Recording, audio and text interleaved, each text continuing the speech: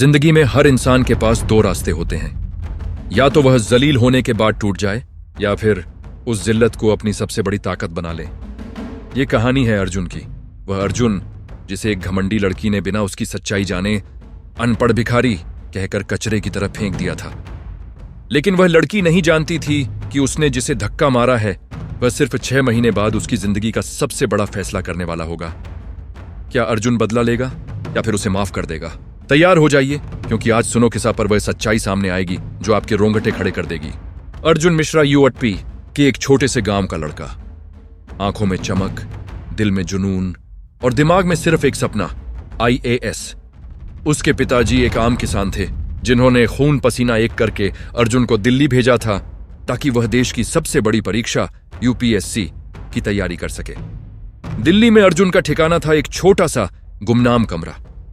कमरा इतना छोटा था कि उसमें सिर्फ एक छोटा सा पलंग और किताबों का एक बड़ा सा ढेर फिट हो पाता था।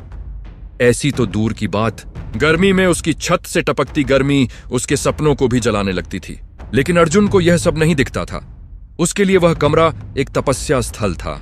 उसकी सुबह शुरू होती थी सुबह 4 बजे और पढ़ाई खत्म होती थी रात के 11 बजे। उसका पहला प्रयास था और वह जानता था कि उसके पास दूसरा मौका लेने के लिए उसके पिता के पास पैसे नहीं हैं। अर्जुन कमरे में पसीने से लथपथ चाय की चुस्की लेते हुए रात के अंधेरे में पड़ रहा था। उसका खाना बहुत साधारण था, दिन में सिर्फ 2 बार रोटी और सब्जी। उसकी पूरी बचत किताबों और शिक्षण शुल्क में चली गई थी, इसलिए वह हमेशा साधारण कपड़ों में रहता था। एक पुरानी पैंट, फीकी हो चुकी कमीज और चप्पल। उसका ध्यान सिर्फ पढ़ाई पर था, दुनियादारी पर नहीं। एक दिन उसका दोस्त मोहन उससे कहता है, अर्जुन थोड़ा खुद पर ध्यान दे। तू हमेशा ऐसा ही क्यों रहता है? UPSSC की तैयारी कर रहा है, कोई सड़क छाप आदमी नहीं। अर्जुन मुस्कुराकर जवाब देता है, मोहन, लोगों को तुम्हारी शक्ल या कपड़े तब तक ही दिखते हैं जब तक तुम्हारे पास शक्ति नहीं होती। जिस दिन मेरे नाम के आगे IAS लग जाएगा उस दिन उन्हें मेरे कपड़े नहीं, मेरा काम दिखेगा। मोहन उसकी बात पर हंस देता है। लेकिन यह बात सच होने से पहले अर्जुन को अपनी जिंदगी की सबसे बड़ी सीख मिलने वाली थी। यह घटना थी अर्जुन के प्रारंभिक परीक्षा से ठीक 3 दिन पहले की। वह पुस्तकालय से निकलकर रात के 9 बजे हाथ में किताबें और झोला लिए थकान से चूर अपने कमरे की तरफ जा रहा था। रास्ते में एक बहुत ही समृद्ध क्षेत्र पड़ता था जहां एक बड़ा शानदार भोजनालय था जहां दिल्ली के अमीर लोग आते थे। अर्जुन जमीन पर चलते हुए किताबें पढ़ रहा था। उसकी आंखें किताबों से हट ही नहीं रही थीं। अचानक एक तेज रफ्तार चमकती हुई सफेद जर्मन विलासिता गाड़ी उसके बिल्कुल सामने आकर रुकती है। अर्जुन घबरा जाता है और थोड़ा सा गाड़ी से टकराते टकराते बचता है। उसके हाथ से 1-2 किताबें गिर जाती हैं। गाड़ी का शीशा नीचे होता है और अंदर से एक खूबसूरत मगर बेहद घमंडी चेहरा झांकता है। ये थी रैना, एक बड़े, भ्रष्ट और ताकतवर राज्य स्तरीय प्रशासक की बेटी। उसका घमंड उसकी हर सांस में झलकता था। रैना बिना कोई शर्म महसूस किए चिल्लाती है, अरे तुम अंधे हो क्या? दिख नहीं रहा सड़क पर कौन सी गाड़ी चलती है? तुम जैसे सड़क छाप लोग हर जगह आ जाते हो। अर्जुन उसकी तरफ देखता है शर्मिंदा होते हुए। माफ करना महोदया, मेरा ध्यान किताब पर था। रैना हंसती है, एक बहुत ही घिनौनी हंसी। किताब? ओह किताब, तुम अपने कपड़े देखो। किताब पढ़ते हो या दूसरों की फेंकी हुई किताबें उठाते हो? तुम तो किसी अनपढ़ भिखारी जैसे लग रहे हो। सड़क के किनारे चलो। तुम्हें पता है मेरी इस गाड़ी की एक खरोंच की कीमत तुम्हारी पूरी जिंदगी की कमाई से ज्यादा है। अर्जुन का चेहरा लाल हो जाता है। उसके हाथ में थमी कलम कांपने लगती है। रैना गुस्से में गाड़ी से उतरती है और अर्जुन के झोले को धक्का देती है। निकल जाओ यहां से। तुम्हारी हिम्मत कैसे हुई मेरे रास्ते में आने की? जाओ और कोई छोटा मोटा काम ढूंढो। तुम जैसे लोग कभी बड़ा नहीं सोच सकते। अर्जुन कुछ कह नहीं पाता। उसके गले में शब्दों का गोला फंस चुका था। उसने चुपचाप अपनी गिरी हुई किताबें उठाईं, सर नीचे किया और वहां से तेजी से निकल गया। अर्जुन जब अपने कमरे में पहुंचा तो वह कमरा अब उसे और छोटा लग रहा था। उसकी आंखों में आंसू नहीं थे, बल्कि एक आग थी, अपमान की आग। अर्जुन कमरे में बैठा है, उसकी आंखों में गुस्सा और प्रतिशोध की चिंगारी है। उसने वह कमीज उतारी जिसे रैना ने सड़क छाप कहा था और उसे अपने पैरों तले कुचल दिया। उस पल उसने तय कर लिया, यह लड़ाई अब सिर्फ IAS बनने की नहीं थी। यह लड़ाई थी हर उस गरीब, जलील किए गए आदमी के सम्मान की जिसे ताकतवर लोग कुछ नहीं समझते।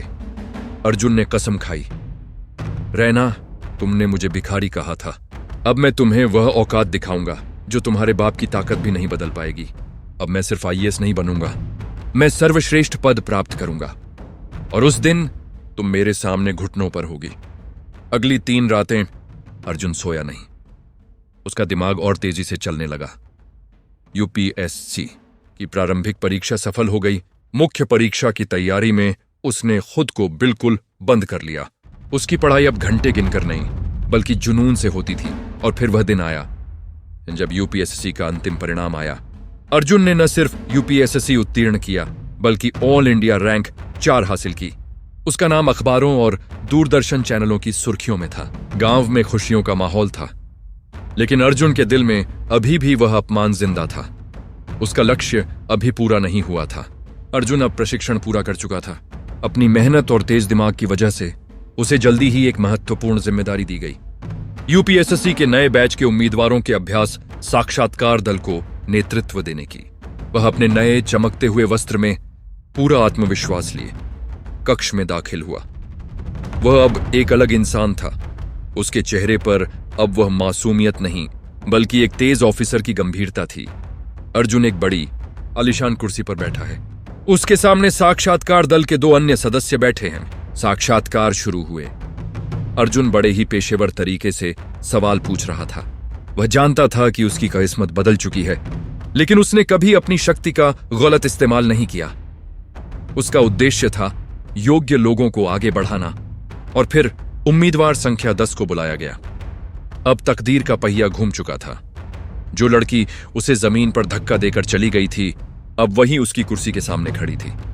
जैसे ही वह उम्मीदवार दरवाजे से अंदर आई, अर्जुन का हाथ मेज पर जम गया। वह और कोई नहीं, रैना थी। वह आज एक महंगी साड़ी और श्रृंगार में थी, लेकिन उसकी आंखों में थोड़ा डर और घबराहट थी। रैना ने जब साक्षात्कार दल में सबसे वरिष्ठ व्यक्ति को देखा, उसका चेहरा पीला पड़ गया।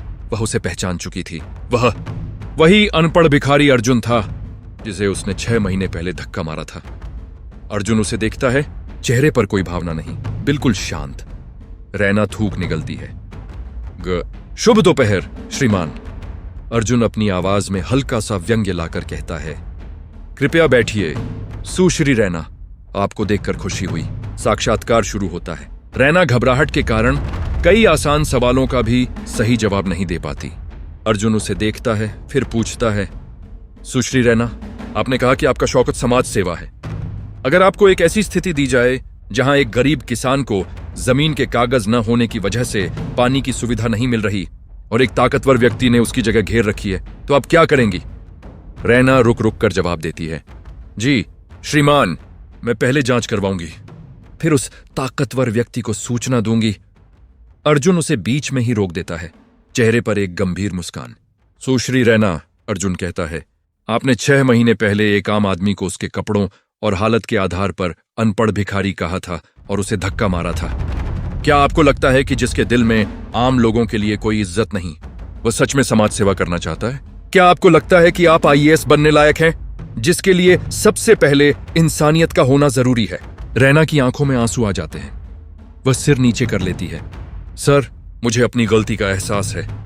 मैं उस दिन बहुत घमंड में थी। मैं आपसे माफी मांगती हूं। अर्जुन के चेहरे पर नजदीकी दृश्य, एक पल के लिए पुराना अपमान और नया सम्मान दोनों झलकते हैं। साक्षात्कार दल के दूसरे सदस्य हैरान होकर अर्जुन को देखते हैं, क्योंकि वे नहीं जानते थे कि ये दोनों पहले मिल चुके हैं।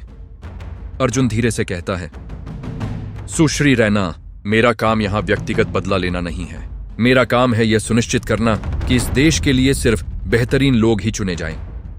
आपके पास पढ़ाई है, लेकिन उस समय आपके पास दिल नहीं था। अर्जुन कहता है, आपका साक्षात्कार खत्म होता है।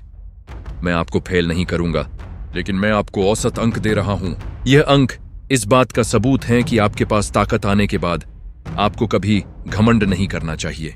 अगर आपका चयन होता है तो यह आपकी पढ़ाई की वजह से होगा, और अगर नहीं होता तो यह इस बात की सीख होगी कि किताबों के ज्ञान से ज्यादा इंसान की पहचान उसके संस्कारों से होती है।